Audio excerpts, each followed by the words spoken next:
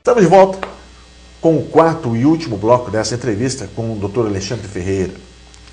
Doutor Alexandre, muito se fala que as penas no Brasil são leves.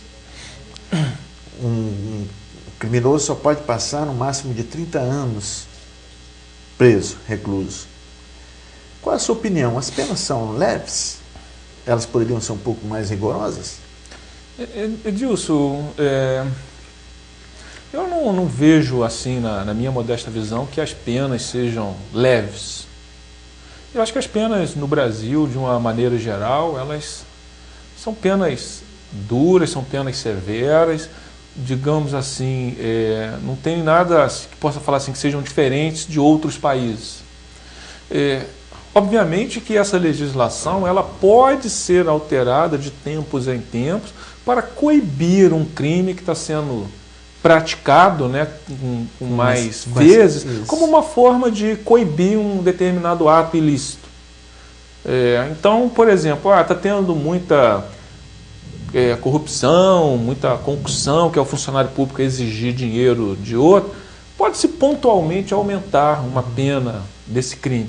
Mas, de uma maneira geral, as penas são compatíveis. Houve assim agora, como questão de sequestro, houve mais ou menos isso, né? Exato. Então, aumenta o número de sequestros, pode o legislador aumentar essa pena para que, não é, com o aumento da pena, esse crime seja coibido, né, ou haja uma diminuição.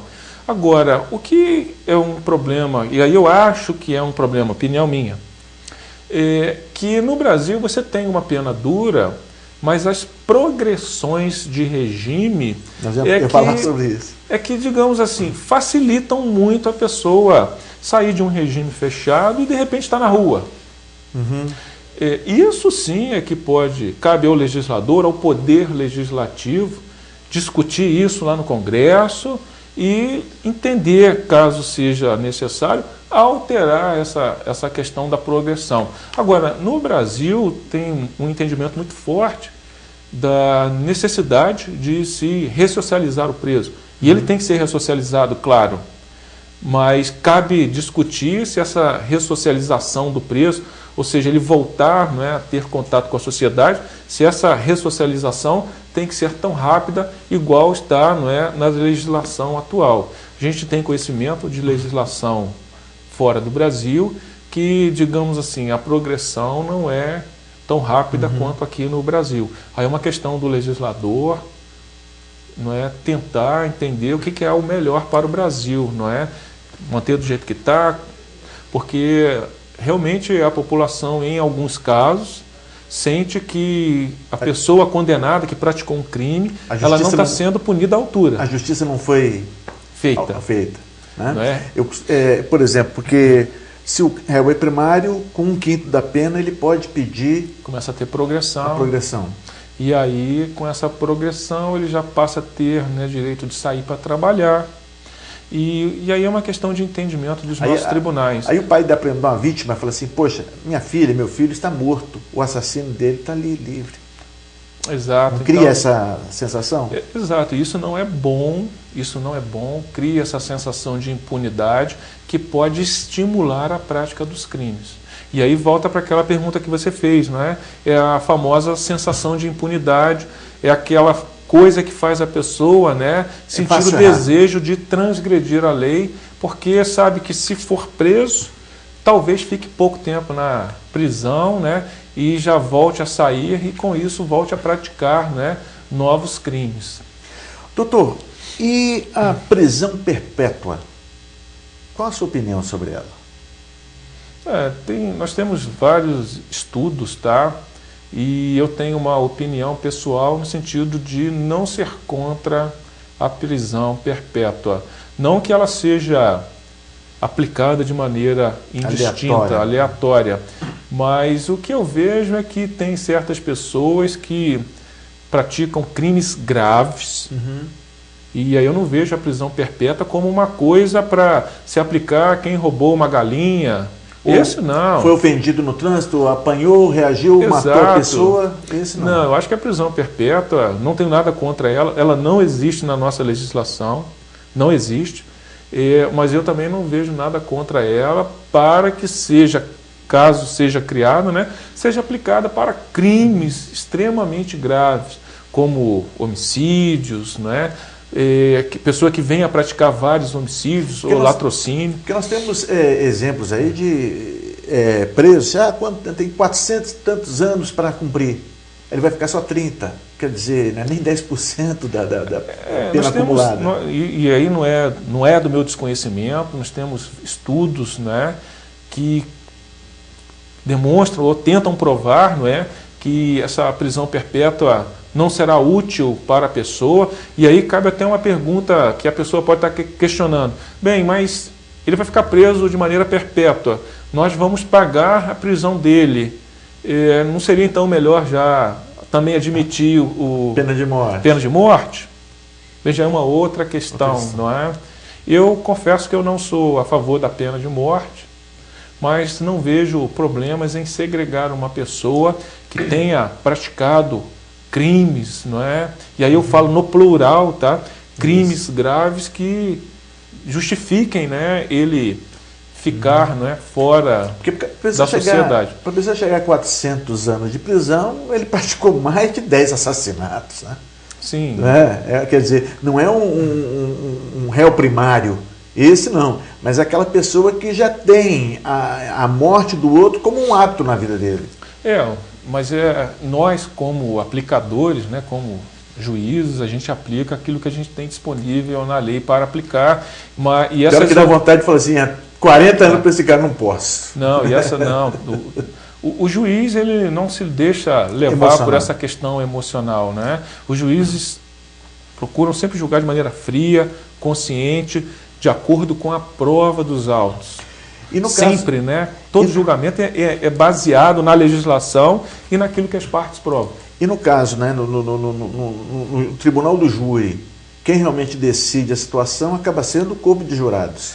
Sim, o corpo de jurados. O juiz, ele coordena o julgamento, mas quem define se o réu é culpado ou não é o corpo de jurados. Exatamente. No tribunal do júri, não é, que basicamente julga os crimes contra a vida, o corpo de jurados, ele define se a pessoa é inocente ou culpada. Apenas isso, é culpado ou inocente. Cabe ao juiz, que é a pessoa que vai coordenar os trabalhos do tribunal do júri, aí sim, o juiz é que vai aplicar a pena. Estabelece os critérios. Exatamente. Consultando o tribunal de júri, Não, né? não. O juiz, no tribunal do júri, o juiz, se a pessoa for absolvida, o juiz vai dar a sentença de absolvição, a pessoa já sai dali, né, em liberdade. Porém, se o conselho, né, de jurados, o corpo de jurados, entender que a pessoa é culpada, aí o juiz, solitariamente, vai prolatar a sentença de condenação e a pena, essa pena no Brasil, ela é feita pelo juiz. E aí o juiz, de acordo com a gravidade do crime, com a natureza do processo, com as provas que estão ali, vai mensurar a pena, né, desse condenado. Aí cabe ao juiz sozinho, de maneira individual, sem manifestação do corpo de jurados, delimitar a pena que vai ser aplicada. Uma outra pergunta chata. No Brasil se fala muito que a justiça não é tão cega assim. Ela define nível social, posição política, condição financeira. Como o senhor analisa essa crítica que a população, de uma maneira geral, faz? Muito provavelmente por desconhecimento do funcionamento do Poder Judiciário, por desconhecimento, não é, dos juízes. A maior parte dos juízes de primeiro grau, todos, né, são todos concursados. Então não tem favorecimento de ninguém? Nenhum. A justiça, ela é imparcial, a justiça é cega, a justiça não enxerga se a pessoa é alta, magra, baixa, gorda, não. Preto, branco, não há nenhuma discriminação de cor, credo, raça, religião. A justiça é cega para isso. Todos os processos são tratados de maneira igual e, claro, tem prioridades, como idoso, criança, que a própria legislação já determina que esses processos tenham prioridade. Agora, não se pode fechar os olhos para uma situação. A gente sabe muito bem que tem advogados que são melhores que outros, que são mais operosos. Então, esses advogados, que às vezes são contratados por pessoas que têm melhor poder aquisitivo, esses advogados, eles fazem uma peça processual juntando mais provas, demonstrando onde é que tem algum defeito na investigação que é feita pela polícia, ou mesmo no processo do juiz. Numa boa oratória, convenceu o corpo de jurados. Ou então, não é, num processo que não seja do tribunal dos júris, recorrer para o tribunal apontando eventuais falhas. Então, quando se contrata um advogado melhor, a pessoa acaba tendo, não é, um trabalho profissional melhor. Hoje, o Estado, o Poder Executivo, né, ele tem cada vez mais aparelhado as suas defensorias públicas. Porque a pessoa que não tem poder aquisitivo, ela acaba indo para a defensoria. E hoje o Poder Executivo está fazendo um ótimo trabalho junto à defensoria, está equipando melhor os defensores, está contratando, né, aprovando mais defensores, porque a quantidade de defensores aqui, para você ter uma ideia, aqui em Caratinga, hoje nós temos 3 defensores para atender essa comarca inteira. O doutor Marcos Diniz aposentou agora, então nós temos 3 defensores, que é um número reduzido insuficiente para atender essa demanda.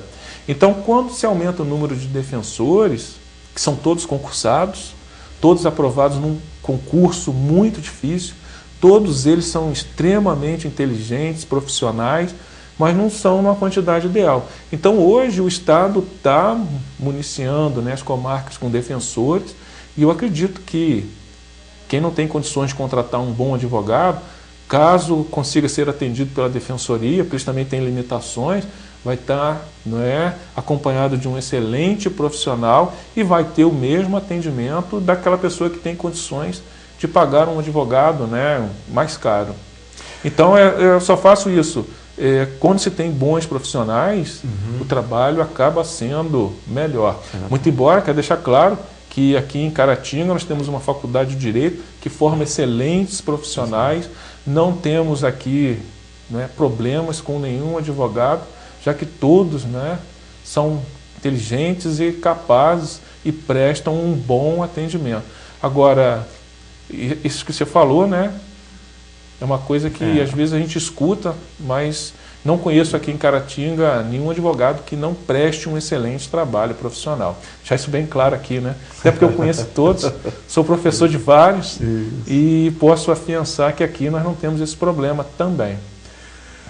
Doutor Alexandre, infelizmente o tempo esgotou, nós tínhamos várias perguntas, e acho bom que sobraram várias perguntas, porque aí nós vamos abrir a oportunidade de um novo convite e uma nova presença do senhor aqui para poder estarmos falando dessas coisas e trazendo conhecimento ao povo de muitas situações que fogem, infelizmente, ao conhecimento da nossa população. Queria agradecer, muito obrigado. Nada, e que Deus esteja abençoando a sua vida e mantendo essa postura que transmite muito respeito à população. Tá, foi um prazer. Agradeço, né, de público a oportunidade de estar aqui, de estar trazendo algumas considerações sobre o Poder Judiciário, estar falando de algumas opiniões minhas, né, que são pessoais, e torço para que vocês continuem, né, com esse programa de qualidade, trazendo outras pessoas, e é assim, não é, caso queiram que eu venha aqui novamente, eu estarei, não é, feliz em poder regressar aqui para a casa de vocês e falar alguma coisinha do Poder Judiciário. Tá, muito obrigado. Nada. Eu fico feliz que eu tenho muitas testemunhas do que ele falou, então o convite daqui a pouco vai ser feito, para esse ano não, mas para o ano que vem nós vamos voltar, tentar fazer o contato, trazer o doutor Alexandre, para que ele possa nos falar um pouco mais sobre esse sacerdócio que é a profissão de juiz. Bom, quero agradecer ao nosso telespectador e marcar para a próxima semana mais um convite com um novo convidado.